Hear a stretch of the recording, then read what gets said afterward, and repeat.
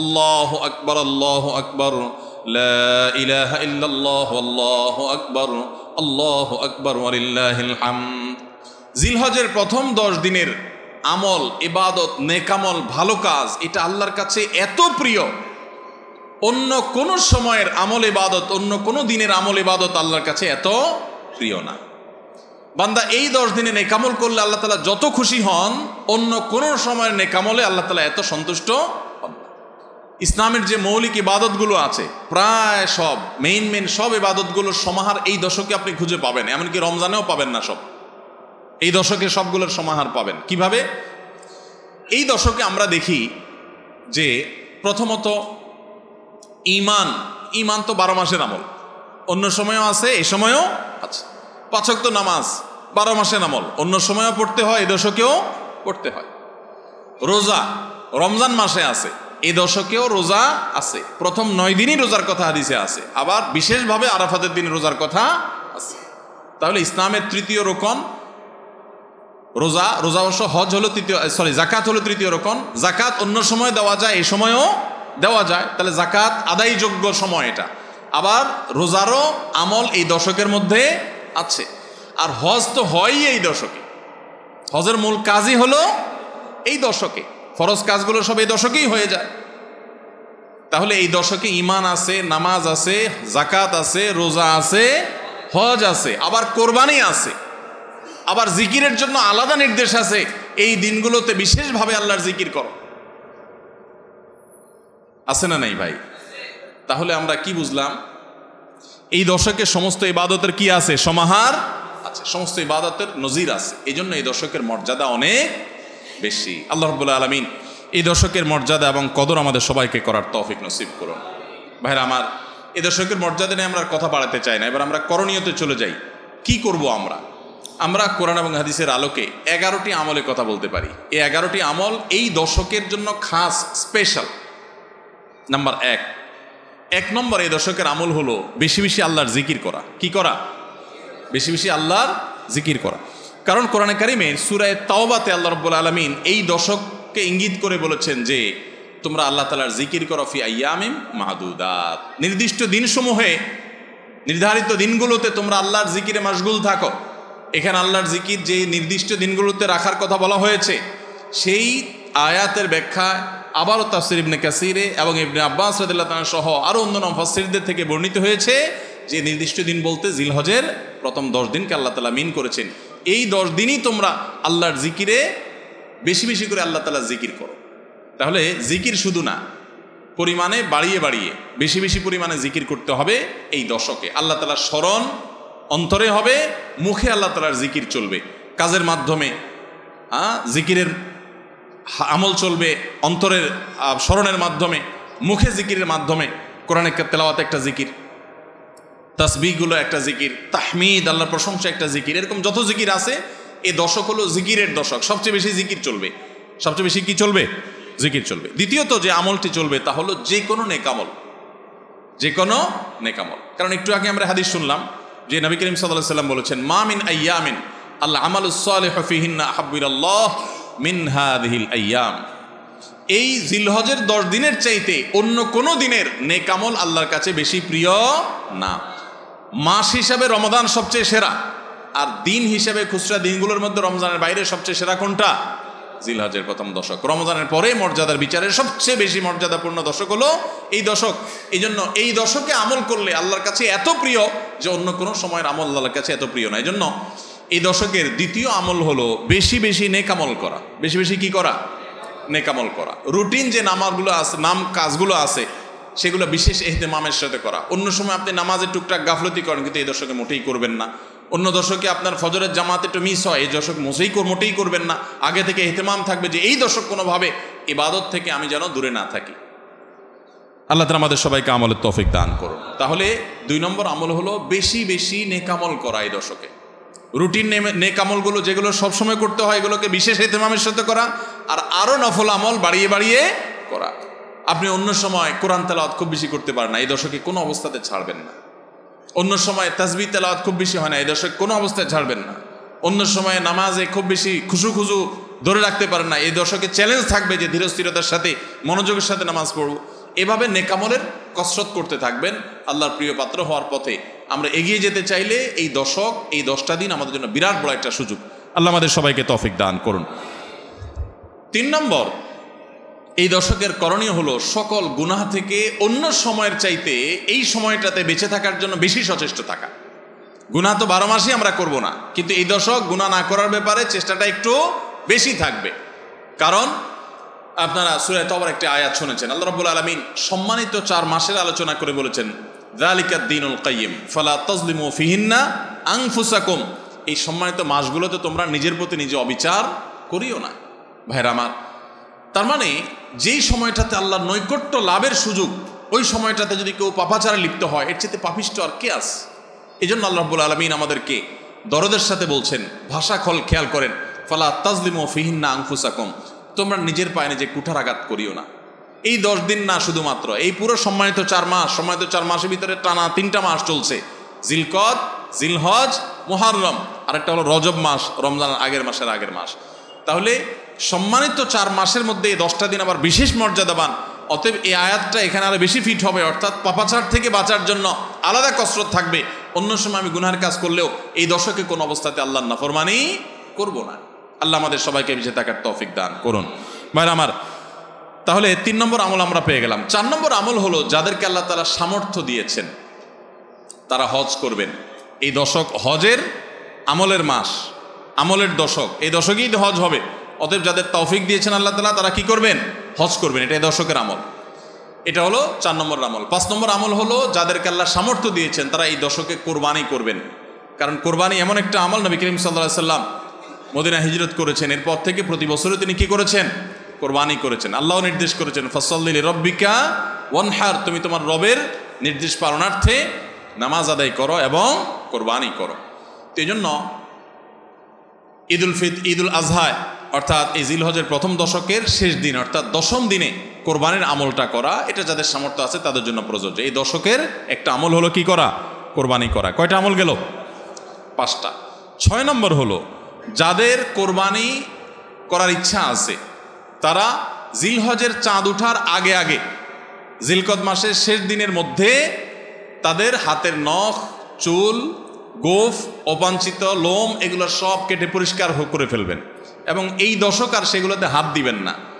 কোরবানি করে তারপরে সেগুলো পরিষ্কার করতে চাইলে করবেন, এই দশকে আর হাত দিবেন না। নবী সাল্লাল্লাহু আলাইহি ওয়াসাল্লাম বলেছেন, মান আরাদা আন ইউদাহিয়া ফালা ইয়াখুয মিন শা'রিহি ওয়া আযফারিহি শাইআ, যে ব্যক্তি কোরবানি করার এরাদা করেছে, নিয়ত করেছে, সেই জন্য তার চুল, নখ এগুলো না কাটে ওই 10 দিন। জিলহজের চাঁদ উঠছে আর কাটবেন না, চাঁদ উঠার আগে কেটে ফেলবেন এবং কোরবানির পরে যায় কাটবেন, এই 10 দিন বিরত থাকা।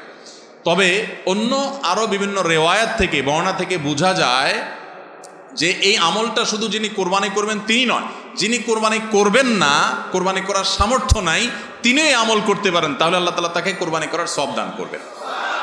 এমনকি কোনো সালাফ, কোনো সাহাবী থেকে আমলও বর্ণিত আছে যে বাসার বাচ্চা কাচ্চা যারা আছে তাদেরকেও এই দশকে চুল, নখ ইত্যাদি কাটতে নিষেধ করেছেন। তাহলে চুল, নখ ইত্যাদি কাটা থেকে বিরত থাকা এই 10 দিন, আগে কাটা এবং পরে কাটা, এই 10 দিন না কাটাকাটি না করা, এটা একটা মুস্তাহাব আমল। এবং প্রায় সব ফুকাহা একরাম এই ব্যাপারে একমত হয়েছেন। মওসুআ ফিকহিয়া কুয়েতিয়ার মধ্যে লেখা হয়েছে যে ইত্তাফাকাল ফুকাহা, সব ফকিহগণ প্রায় একমত যে এই দশকে যিনি কোরবানি করবেন তিনি তো বটেই, কোরবানি যিনি করবেন না তাদের তরফ থেকেও চুল, নখ এগুলা কাটা থেকে বিরত থাকা মুস্তাহাব। তাহলে 6 নম্বর আমল গেল চুল, নখ ইত্যাদি দশক না কেটে থাকা। 7 নম্বর আমল হলো এই দশকে বেশি বেশি তাকবীর পাঠ করা। এটা তাকবীরে মুতলাক বলা হয়, সাধারণ তাকবীর। আল্লাহু আকবার, আল্লাহু আকবার, লা ইলাহা ইল্লাল্লাহ, আল্লাহু আকবার, আল্লাহু আকবার ওয়ালিল্লাহিল হামদ। এই তাকবীরটা হলো মিন শাআইরিল ইসলাম, এটাকে আমরা করতে পারি। ইসলামের যে নিদর্শনগুলো আছে সেগুলোর মতো করে এই তাকবীরটা আমরা পাঠ করব, এমনভাবে পাঠ করব যে অলিতে গলিতে, রাস্তাঘাটে সব জায়গায় তাকবীরের ধ্বনি চলতে থাকবে, কারোর ডিস্টার্ব করে না, মৃদু কণ্ঠে সব জায়গায় গুনগুনিয়ে আমাদের মুখ থেকে তাকবীর চলবে। আপনারা অনেকে হয়তো শুনে থাকবেন, সাহাবা ইকরাম রিদওয়ানুল্লাহি তাআলা আজমাইনের মধ্য থেকে কেউ আবু হুরায়রা রাদিয়াল্লাহু তাআলা আনহু আরো কোন সাহাবীর আমল বর্ণিত আছে যে জিলহজের প্রথম দশক শুরু হলে তারা বাজারে চলে যেতেন। বাজারে কেন যেতেন ভাই? শুধুমাত্র এই নিয়তে বাজারে যেতেন যে বাজারে গিয়ে অনেক মানুষজন থাকবে, তাদের সামনে গিয়ে উচ্চস্বরে তাকবীর পাঠ করব, আমার তাকবীর শুনে পুরো বাজারের সবাই গুনগুনিয়ে তাকবীর বলে উঠবে। এই উদ্দেশ্যে শুধুমাত্র কোন সাহাবী বাজারে যেতেন এবং যে বলতেন আল্লাহু আকবার, আল্লাহু আকবার, লা ইলাহা ইল্লাল্লাহ, আল্লাহু আকবার, আল্লাহু আকবার, ওয়ালিল্লাহিল হামদ। শয়তান আমাদের পুরা সমাজকে গ্রাস করে ফেলছে ভাই, সর্বত্র। আমাদের বাসা বাড়ি, আমাদের ব্যবসা প্রতিষ্ঠান, আমাদের শিক্ষা প্রতিষ্ঠান, আমাদের চিন্তা চেতনা, মন মগজ, দেহ মস্তিষ্ক সবকিছু ইবলিস করে রাখছে। ইবলিসের ওয়াজ তো আজকাল আমরা শুনি না। কোরআনে আল্লাহ তাআলা সবচেয়ে বেশি যাকে শত্রু হিসাবে দেখাইছেন সে হলো কে?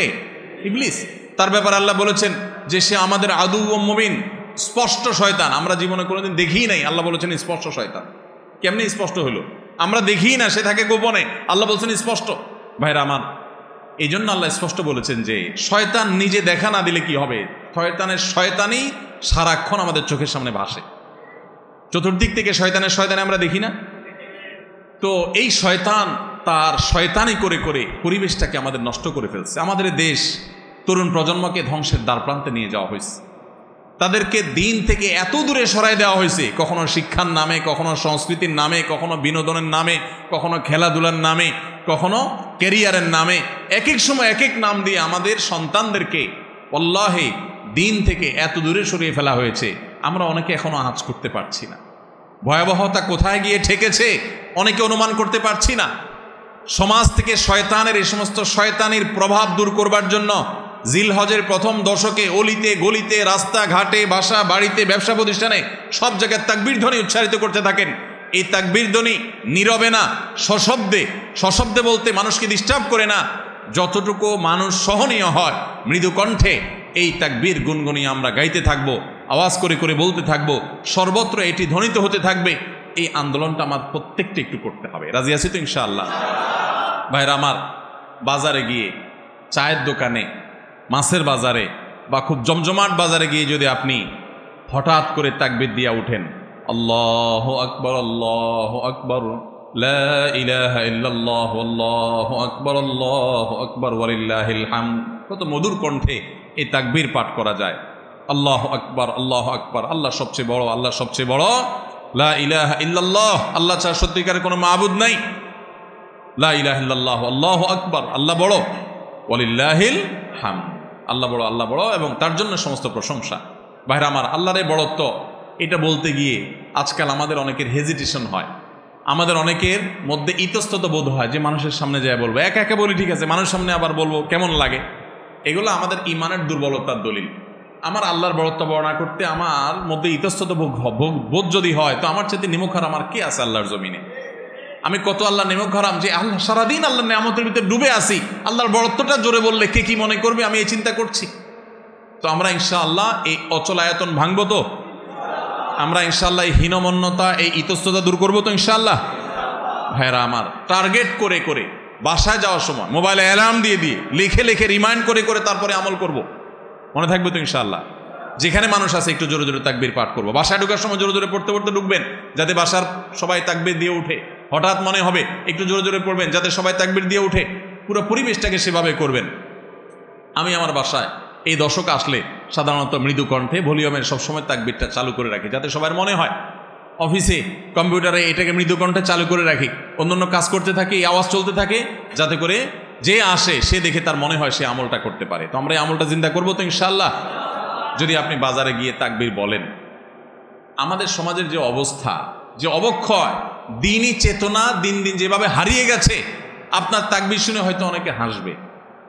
হঠাৎ করে যখন বাজারে গিয়ে তাকবীর দিবেন জোরে জোরে, বলবে ব্যাপার কি? কেউ কেউ হয়তো ইশারা করে যে মাথায় হয়তো কোনো সমস্যা আছে। এরকম হতে পারে, হতে পারে কি পারে না? কেন হইতে পারে? কারণ সব গাফেলদের মধ্যে একজন জাকের আসছে, সব গাফেলদের মধ্যে একজন জাকের আসছে। যেখানে সবাই গাফলতিতে নিমজ্জিত, সেখানে একজন জিকিরকারী আসছে। এই জন্য ওই গাফেলদের মধ্যে জিকিরকারী, একজন জিকিরকারী ব্যক্তিকে মনে হয় পাগল, অথবা তাকে বলা হয় যে আননুন। অথচ হওয়া দরকার ছিল মুসলমানদের সমাজে সবাই জাকের, এক দুজন গাফেল, আর আমরা সবাই হয়ে গেছি গাফেল। এই জন্য একজন জিকিরকারী হলে তাকে মানুষ কি করে? উপহাস করে, পাগল মনে করে। ওই যে কোন দেশে নাকি রাজাকে ভবিষ্যৎবাণী করা হয়েছে যে রাজা সাহেব পাগলা পানি আসতেছে, পাগলা পানি, বন্যার পানিতে যে পানি আসবে এটাতে সব জায়গা ছড়ায় যাবে, এটা পাগলা পানি, দেশে আর কোনো পানি থাকবে না, এই পানি সবাই খাইতে বাধ্য হবে, আর এই পানি পাগলা পানি নাম এই জন্য দেওয়া হয়েছে, এই পানি যে খাবে সে পাগল হয়ে যাবে। রাজা সাহেব এই ভবিষ্যৎবাণী শুনে পরামর্শ করতেছেন সব মন্ত্রীদের সাথে যে কি করা যায়, দেশের সব মানুষ পাগল হয়ে গেলেও আমার তো অন্তত ভালো থাকতে হবে, আমি পাগল হয়ে গেলে দেশ চলবে কেমন? তো সবাই বুদ্ধি দিয়েছে, রাজা সাহেব এক কাজ করেন, তাহলে আপনার রাজ বাড়িতে বেশি করে পানি স্টক করে রাখেন, যে পাগলা পানি যখন আসবে, সাধারণ পানি যখন থাকবে না, ট্যাঙ্কিতে আপনার বাসায় পর্যাপ্ত পানি থাকবে, 1-2 মাস চলবে। তো অন্তত আপনি ওই পানিগুলো খেয়ে ভালো থাকলেন, জনগণ সব পাগল হয়ে গেল, আপনি একটু সামলালেন। তো বুদ্ধি অনুযায়ী রাজা সাহেব সব পানির ব্যবস্থা রাখছে এবং বিরাট পানির ট্যাঙ্কি ভরে ফেলছে। ভরার পর এবার সেই পানির ট্যাঙ্কির পানি রাজা সাহেব এবং তার ফ্যামিলির লোকজন খাইছে, এবং যথারীতি জনগণ ওই পাগলা পানি খায় সব পাগল হয়ে গেছে, আর পাগলের সব কাপড় চোপড় খুলে ফেলছে। এখন সব পাগলরা এসে রাজবাড়ি ঘেরাও করে ফেলছে এবং সবাই মিলে বলতেছে ওই দেখ কয়েকটা পাগল, কারণ এগুলোর পরনে কাপড় আছে, এগুলোর মাথা নষ্ট হয়ে গেছে, এটা পরনে কাপড় পরে রয়েছে কেন? এবার রাজা সাহেব সবার সাথে পরামর্শ করতেছে, পরিবার সদস্যদের সাথে, যে আমাদের কি করা এখন, সবাই যে আমাদেরকে পাগল বলা শুরু করছে, যদি পাগল বলে মাইদুদ দেওয়া শুরু করে দেয় কি করা যাবে? তখন এবার সবাই বুদ্ধি করলো পরিবারের লোকেরা, যে তাহলে এক কাজ করা যাক, যে সমাজে সব পাগল থাকে সেখানে আসলে সুস্থ থাকাটা দোষের, আমরাও চলেন পাগলা পানি খেয়ে পাগল হয়ে যাই। এবার তারাও পাগলা খানি খেয়ে পাগল হয়ে গেছে, এবার পাগলে পাগলে মিলছে, আর অসুবিধা হয়নি। এই সমস্ত গল্প হয়তো এর কোনো বাস্তবতা নাই, কিন্তু এই গল্প বলার উদ্দেশ্য হলো যে যেই সমাজে মানুষ সব গাফেল হয়ে যায়, ফাসেকের পরিমাণ বেশি হয়ে যায়, সেই সমাজে একজন বাজারে গিয়ে যখন আল্লাহু আকবার আল্লাহু আকবার তাকবীর ধ্বনি দিবে, তখন তাকে কিছু লোক পাগল বলাটা সমাজের মানুষের পাগল হওয়ার দলিল। পাগল হওয়া বলতে ফাসেক হয়ে যাওয়া, আল্লাহর জিকির থেকে দূরে সরে যাওয়ার দলিল। কেন? বাজারে যায় যদি কেউ একটু গেয়ে উঠে, মনের সুখে কোনো একটা গান গেয়ে উঠে, তাকে তো কেউ অসুস্থ মনে করে না। তাহলে জিকিরের ক্ষেত্রে এরকম কেন হয়? আপনি যদি বাসে উঠেন, উঠে বলেন আল্লাহু আকবার আল্লাহু আকবার লা ইলাহা ইল্লাল্লাহ আল্লাহু আকবার ওয়ালিল্লাহিল হামদ, প্রথম কারোর কাছে আনইজি লাগতে পারে। উঠার পর যদি আর কেউ পড়েন, বলবে যে ভাই হাতে কোনো ব্যাগ ট্যাগ তো দেখা যাচ্ছে না, কিছু বেচবে নাকি, হকার টকার নেই কোনো।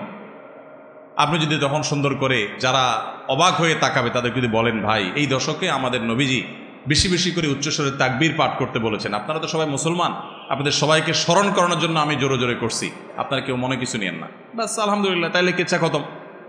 তো আমরা এই আমলটা করবো তো ইনশাআল্লাহ।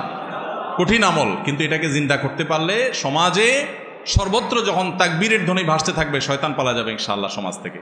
ঘরে যখন সারাদিন তাকবীর ধ্বনি বাজতে থাকবে, শয়তান পালা যাবে। আল্লাহ আমাদের সবাইকে আমলের তৌফিক দান করুন।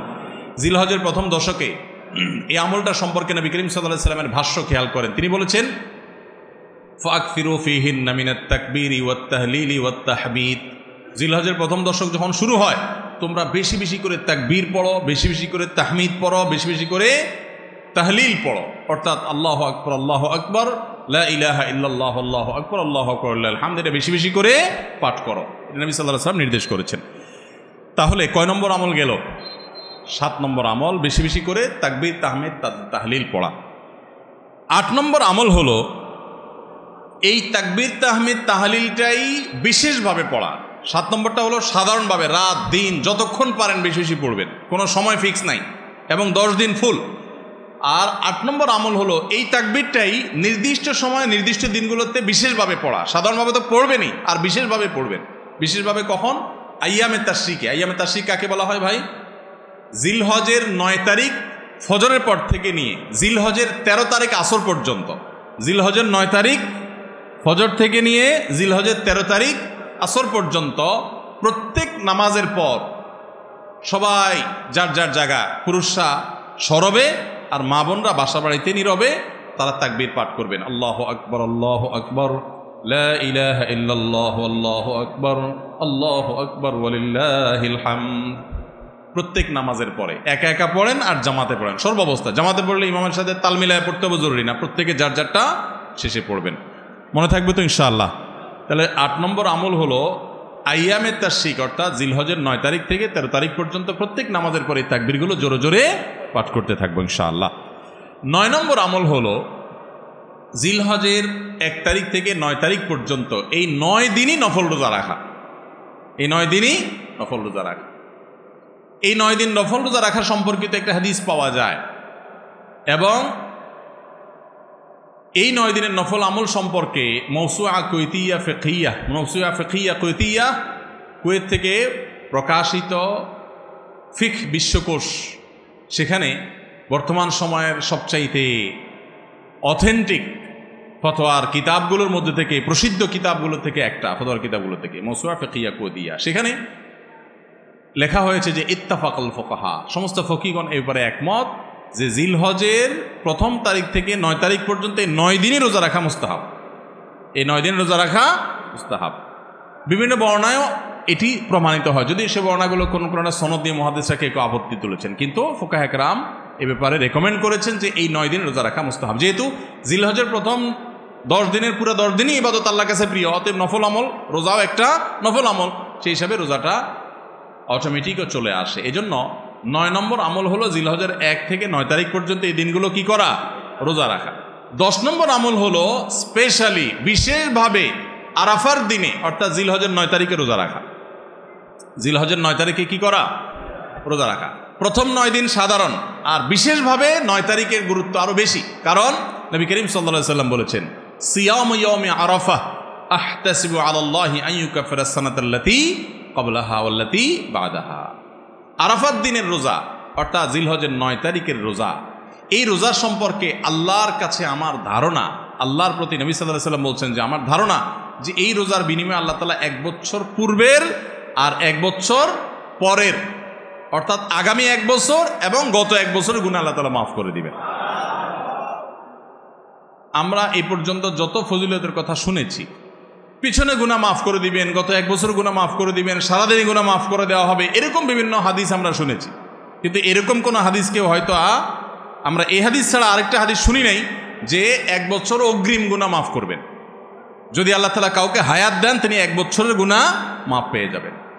কোন হাদিস বেত্তাগণ বলেন যে হাদিসের মধ্যে ইশারা পাওয়া যায় যে কেউ যদি আরাফাতের রোজা রাখার তৌফিক পায়, হয়তোবা আগামী 1 বছর হায়াত পাওয়ার তৌফিক হবে তার। যদিও এটা জাস্ট একটা ব্যাখ্যা, এটা এমন না যে হাদিসে বলা হয়েছে আলাদা গ্যারান্টি দিয়ে, এরকম না। অতএব এর ব্যত্যয় ঘটলে করতে পারে। কথা বুঝে আসছে ভাই? তো এই জন্য এই আরাফাত দিনের রোজা এটা আমরা মিস করব না ইনশাআল্লাহ। তাহলে 10 নম্বর আমল গেল জিলহজের 9 তারিখের রোজা। 11 নম্বর আমল হলো ঈদুল আজহার সমস্ত সুন্নাতগুলো আমল করা। ঈদুল আজহার অনেকগুলো সুন্নাত আছে না, এই সুন্নাগুলো সবগুলো আমল করা। ঈদুল আজহার যে সুন্নাগুলো আমল সাধারণত হয় না, গোসল আমরা করি, সুগন্ধি আমরা ব্যবহার করি, আলহামদুলিল্লাহ, অন্য অনেক সুন্নাত আমরা আমল করি, কিন্তু যে সুন্নাতের আমল সাধারণত হয় না তার ভিতরে একটা হলো ফজরের নামাজ মহল্লার মসজিদে এসে পড়া, ভোর রাতে আগে আগে উঠা। অন্য সময়ের চাইতে ঈদের দিন ফজরে মুসল্লি আরও আমাদের মসজিদে কম থাকে, কারণ চাঁদ রাইতে তামাশা করে বেড়ায়, ফজর নামাজ মিস হয়ে যায়। তো ইমানদার সেটা করতে পারেন না। ঈদের সুন্নাটা বিশেষভাবে আদায় করার চেষ্টা করা দরকার, অর্থাৎ জামাতের সাথে ফজর নামাজ পড়া দরকার, আগে আগে উঠা দরকার। ঈদের দিনের সুন্নাতগুলোর মধ্যে থেকে একটা। আরেকটা সুন্নাত আমাদের অবহেলিত, আদায় হয় না, সেটা হলো ঈদুল আজহা হোক আর ঈদুল ফিতর হোক, ঈদের নামাজ মাঠে পড়ার চেষ্টা করা দরকার। কোথায়? মাঠে। মাঠ এখন কম, বিশেষ করে শহর এলাকাতে মাঠ একটু কম, কিন্তু যেগুলো আছে সেগুলোও যদি সঠিকভাবে সবগুলোকে ব্যবহার করা হয় তাহলে অনেক জায়গায় সুন্নাহ জিন্দা হয়। আমরা ঈদের নামাজ মসজিদে পড়ি, কেন পড়ি? একটা অজুহাত দেই, মাঠ কম। এই অজুহাত সব ক্ষেত্রে গ্রহণযোগ্য না এবং সঠিক না। অনেক জায়গায় মাঠ থাকা সত্ত্বেও মানুষ মসজিদে নামাজ পড়ে, কারণ সব মহল্লার মানুষ আলাদা আলাদা নিজেরা একটু মাতবরি করতে চায়। আমরা আবার আরেক জায়গায় নামাজ পড়তে যাবো, আমাদের একটা বাঁকাওয়াতি থাকে। এই রোগ মসজিদে ঢুকে গেছে, মসজিদ কমিটির লোকদের মধ্যে রোগ ঢুকে গেছে। তারাই কোরবানি করতে রাজি না, যে আমরা এখানে জমাত করব না, চল আমরা সবাই মিলে বড় একটা মাঠে করি। বড় মাঠে কয়েক মসজিদের মুসল্লিদের একসাথে নামাজ আদায় করার যে সৌন্দর্য আছে, এই সৌন্দর্য মসজিদের মধ্যে ঈদের নামাজ পড়ার মাধ্যমে নাই। এই জন্য ভাইরা মাঠে ঈদের নামাজ জিন্দা করার চেষ্টা করতে হবে ইনশাআল্লাহ। চেষ্টা করা যাবে না ইনশাআল্লাহ? তাই বলে আবার রাস্তাঘাট আটকায় মানুষের অসুবিধা হয় সেভাবে করে ঈদের নামাজ ব্যবস্থা করেন না। হ্যাঁ, যদি কোনো রাস্তা এরকম হয় যে না এ রাস্তা বিকল্প বহু রাস্তা ডানে বামে আসে, মহল্লার রাস্তা, কারোর কোনো অসুবিধা হবে না, তাহলে সেখানে হতে পারে শর্ত সাপেক্ষে। কিন্তু সাধারণত রাস্তা নয়, বরং আমাদের নামাজ পড়তে হবে কোথায়? মাঠে। এবং ঈদের নামাজ মসজিদে আদায় করবেন না, মাঠে আদায় করবেন। এই আওয়াজটা সর্বত্র তোলা দরকার। শহর তো বটেই, গ্রামে পর্যন্ত এখন প্রত্যেক মসজিদে মসজিদের নামাজ হয়। কেউ কাউকে মানতে রাজি না, কেউ কাউকে মানতে রাজি না। আরেক জায়গায় ঈদগাহে নামাজ পড়বো, আমাদের ইজ্জত থাকে নাকি? এই লোক ইসলাম বুঝে নাই। ঈদের জামাত হবে, অনেক বড় জামাত, সেখানে বহু মসজিদের মুসল্লিরা আসবে, এটার মধ্যেই সৌন্দর্য, পুরো মহল্লার মানুষের সম্মিলন ঘটবে। এই সুন্নাতটা আদায় হয় না। ঈদুল আজহার আরেকটা সুন্নাত অবহেলিত, সেটা হলো ঈদুল আজহায় আমরা জানি যে প্রথম খাবার ঈদুল আজহার কোরবানির গোশত দিয়ে হবে, এটা সুন্নাত। ওমর রাদিয়াল্লাহু তাআলা থেকে একটা রওয়ায়াত বর্ণিত আছে যে আল্লাহ তাআলার উদ্দেশ্যে কোনো কিছু দান করলে এটা নিজে ভোগ করা যায় না। যায়? আপনি আল্লাহকে খুশি করার জন্য আল্লাহর ওয়াস্তে কিছু দিয়ে দিয়েছেন, এটাকে নিজে খাওয়া যায়? আর এটা আপনি গরিবকে দিয়ে দিবেন, মসজিদে দান করলে মসজিদকে দিয়ে দিবেন, আপনি নিজে ভোগ করতে পারবেন না। শুধু কোরবানি এবং আকিকা এই দুইটা আমল আছে, যে এই দুইটা আমল আল্লাহকে খুশি করার জন্য জবাই করে সব বলছেন বিসমিল্লাহ আল্লাহু আকবার, আল্লাহুম্মা লাক মিনকা ওয়ালাক, আল্লাহ আপনার তরফ থেকে আবার আপনার উদ্দেশ্যেই কোরবানি করলাম, আমার কোনো ধান্দা নাই। অথচ আবার ঠিকই ওইটার গোশতটা আল্লাহ আপনাকে খেতে দিয়েছেন, কারণ এটা আল্লাহর পক্ষ থেকে সাদাকা, আল্লাহর পক্ষ থেকে মেহমানদারি, যে আল্লাহ আপনার থেকে কবুল করেছেন এবং বলেছেন বান্দা আমি বুঝে পাইছি, এবার তোমাকে দিছি, তুমি খাও। তো এই জন্য আল্লাহর মেহমানদারি দিয়ে দিনের প্রথম খাবার গ্রহণ করা, যাতে করে ক্ষুধার্ত থেকে খাবারের প্রতি আগ্রহী হন আপনি, এবং আল্লাহর মেহমানদারি দিয়ে প্রথম খাবার খান আপনি, এটা সুন্নাত। এই জন্য ঈদুল আজহার দিন আমরা কোনো কিছু না খেয়ে থাকবো, রাতে খেয়ে যে শোবো, এরপরে আর কোনো কিছু খাবো না, ঈদগাহে আসবো না খেয়ে, কোরবানির পশুর গোশত বানায়া রান্না করে ওইটা দিয়ে প্রথম খাবার খাবো ইনশাআল্লাহ। আল্লাহ তাআলা আমাদের সবাইকে এই সব সুন্নাহগুলো মেনে চলার তৌফিক দান করো। তাহলে 11 নম্বর আমল হলো ঈদুল আজহার সব সুন্নাহগুলা পালন করা। আমরা আবারও এক নজরে বলি, জিলহজের প্রথম দশকের 11টি আমলের সর্বপ্রথম আমল বলেছি বেশি বেশি আল্লাহর জিকির করা। বেশি বেশি কি করা? আল্লাহর জিকির করা। এই দিনগুলোতে, নির্দিষ্ট দিনগুলোতে আল্লাহর জিকির করবার নির্দেশ আল্লাহ তাআলা কোরআনে কারিমে সূরা তাওবায় করেছেন।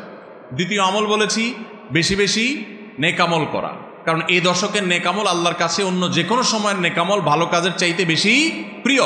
এই দশকের নেকামল চলতে থাকবে, সেটা জিকির হোক, তেলাওয়াত হোক, দান সাদাকা হোক, নফল রোজা হোক, নফল নামাজ হোক, যত রকমের ইবাদত আছে, এটা ইবাদতের দশক। রমজানে যেরকম ইবাদত করতে থাকি আমরা, এই দশকে এরকম কি চলবে?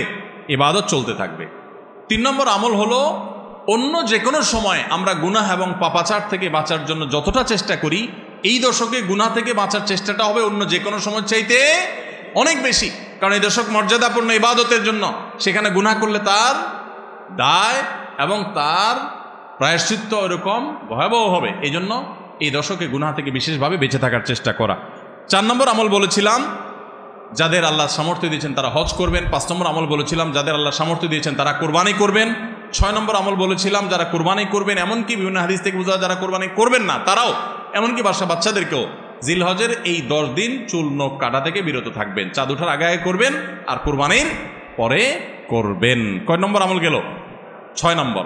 7 নম্বর আমল হলো সাধারণভাবে এই 10 দিন রাত দিন যত বেশি পারেন উচ্চস্বরে সরবে তাকবীর পাঠ করতে থাকবেন। আল্লাহু আকবার, আল্লাহু আকবার, লা ইলাহা ইল্লাল্লাহ, আল্লাহু আকবার, আল্লাহু আকবার, ওয়ালিল্লাহিল হামদ। কোন হাদিসে 3 বার তাকবীর আসছে শুরুতে, আল্লাহু আকবার, আল্লাহু আকবার, আল্লাহু আকবার, লা ইলাহা ইল্লাল্লাহ, আল্লাহু আকবার, আল্লাহু আকবার, আল্লাহু আকবার, ওয়ালিল্লাহিল হামদ।